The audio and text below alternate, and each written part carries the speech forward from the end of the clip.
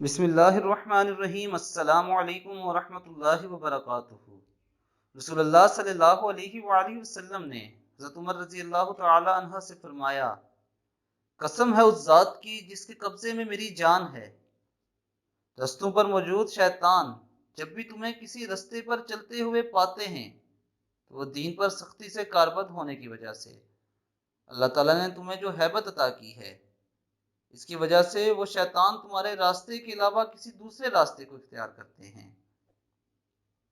دوستو، سیدنا عمر فاروق رضی اللہ تعالی عنہ وہ جلیل القدر صحابی تھے جنہیں مراد نبی بھی کہا جاتا ہے۔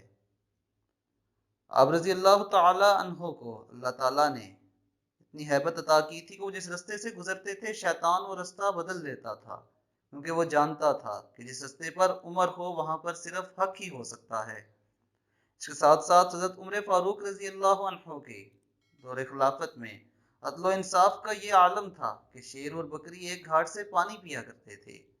حضرت عمر فاروق رضی اللہ عنہ کی یوم شہادت اسی مہینے کے پہلے دن کو ہوئی تھی۔